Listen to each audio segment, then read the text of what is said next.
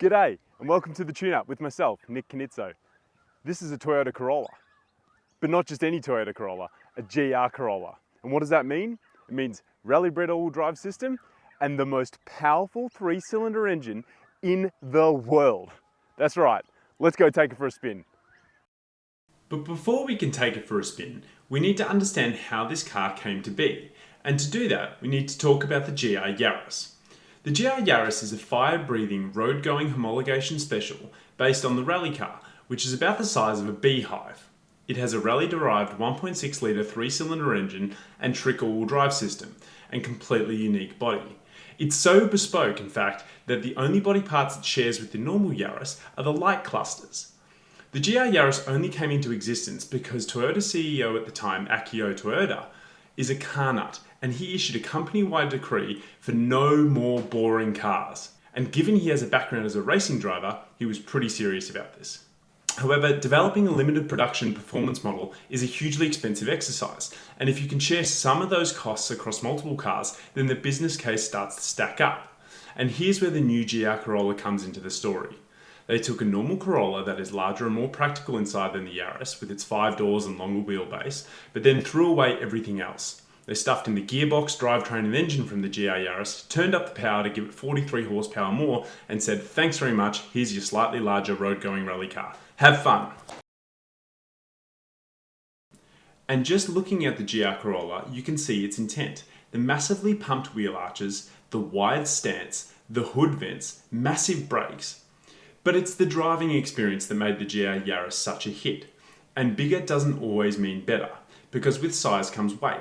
And in this case, it's almost 200 kilos, or 440 pounds for those across the pond, or actually about 2 nicks. So when making a more practical and accessible performance hot hatch, have they diluted what made the GR Yaris so great? Or have they taken a great formula and made it even better? As expected, the interior of the car is very much standard Corolla. When you have 50k worth of drivetrain components and you sell the car for 65k, it doesn't leave much money for anything else. The heated seats are comfy and nice to look at, and they don't sit as high as the GR Yaris, which is great.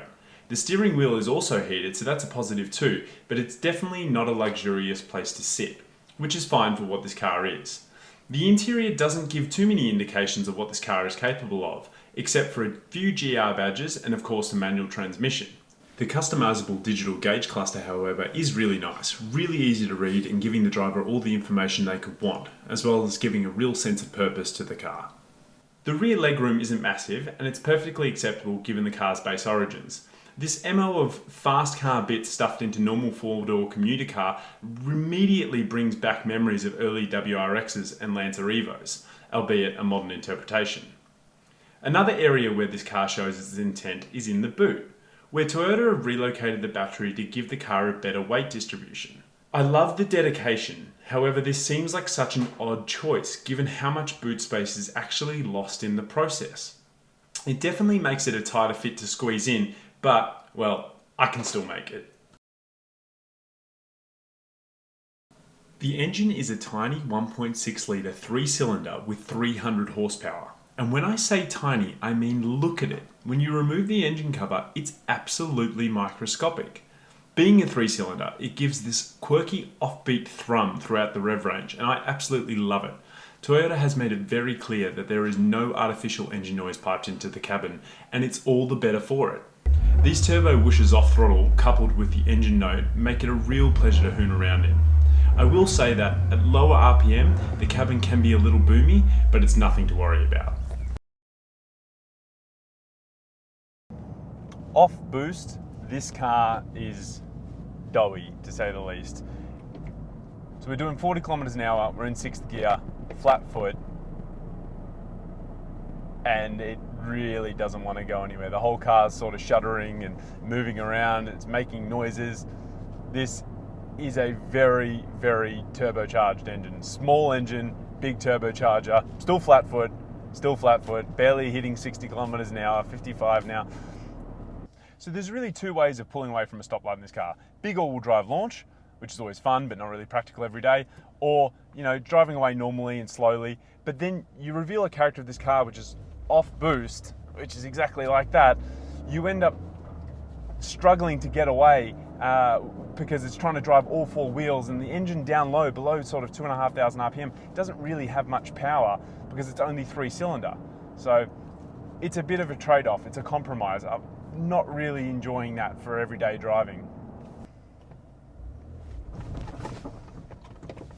Basically that. And that's how you stall a GR Corolla. To add to this feeling of unrefinement, you can feel a little bit of drivetrain backlash when you're on off throttle and in between gears where there are some clunks in the driveline. It's nothing severe and definitely more refined than the GR Yaris, but it's certainly noticeable. It's the intelligent manual transmission, the downshifts, I love that. Even go back into first, perfect downshift. No worrying about heel and toe here. The other thing I don't enjoy is that every time you turn the car on, you have to press the IMT button.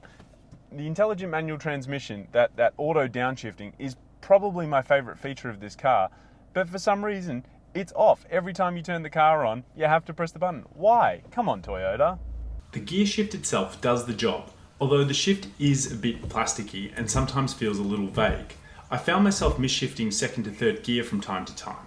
It's no Honda or Porsche, but it does the job. But honestly, it doesn't feel that satisfying to use. Although, once again, it definitely feels better than the GR Yaris. And in this day and age, to actually have a manual transmission, I won't complain. Unlike the GR Yaris, whose suspension is fussy at low speeds and just a bit too harsh, this is a very well damped car. Firm, but never crashy. Given the suspension has passive dampers and doesn't change based on what drive mode you're in, it's been perfectly balanced by the engineers. Ultimately, this is a sports car, but you could comfortably drive this car every day. With the 5-door body and larger overall dimensions, comfortable heated seats, good all-round visibility, and a decent sound system, it has most of the usability of the standard Corolla, including the ability to carry your family around in relative comfort, of course. Alright, so let's put the car into its sportiest settings. So sport mode on, go 30-70 rear splits, so a bit more rear wheel focused, and traction control into expert mode. Let's go for a drive.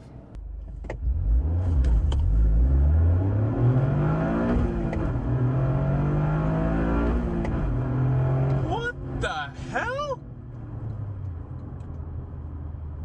From a Corolla! A Corolla! A Corolla!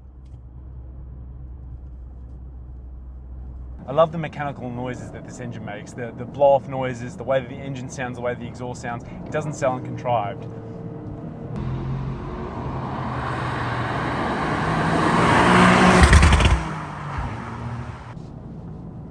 What's amazing, what I find interesting immediately as soon as you start driving the car is how responsive the steering is. Toyota have really nailed electronic power steering. This and the new GR86, the steering is almost telepathically good.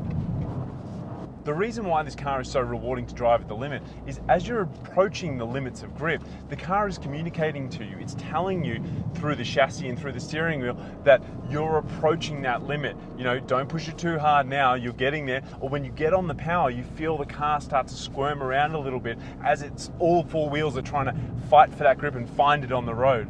It's an incredibly rewarding experience and something that you don't get from a road car that often. You can really feel the motorsport pedigree behind this, which is surprising given it's a Corolla. I really am shocked. One of my favorite features of this car is the mechanical handbrake. I love the fact that it exists and I love what it does. Basically, it disconnects the rear axle when you're driving, so then you can pull the handbrake and do slides, which is very juvenile in a car park. However, if you're on a racetrack and you've got a tight hairpin on a rally circuit, then it's absolutely perfect. This car shows intent, and that's what I love about it. Also, I'm 4 years old at heart, and that's fun. The GR4 dial is shaped like a helical gear, and it sort of gives you insight into what it does. It allows you to decide how much power you want to send to the front wheels or the rear wheels. In rear mode, it actually sends 70% of the power to the rear, which is, you can feel it as you come around a corner and you put your foot down on the power, the rear starts to rotate round. Whereas If you have it in front mode, it sort of pushes on a little bit more like a front wheel drive car, or in track mode, it's quite neutral. It's amazing how well that actually works, and the subtle difference in the driving mode makes such a difference in conditions, especially in the wet. You really notice in rear mode the rear of the car starting to step out and slide, which is a lot of fun. And the best part is, you pull into a car park like this, no one even looks at you because you're just in a Corolla. The perfect sleeper. So what does the future of the GR Corolla look like? I think this generation's great, but now with Accio gone and the focus on electric, I think this car is actually a perfect candidate for a mild hybrid system.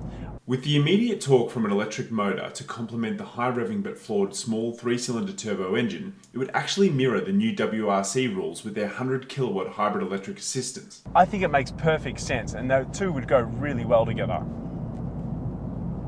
Like pea and ham soup.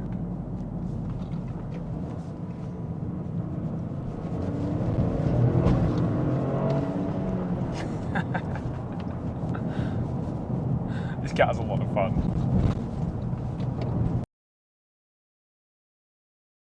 Here's a list of some figures for the GR Corolla's key competitors for sale today. Whilst this car is great, I'd highly recommend test driving all of them if you can to see which best suits your needs and what you're looking for in a hot hatch, as they're all so different.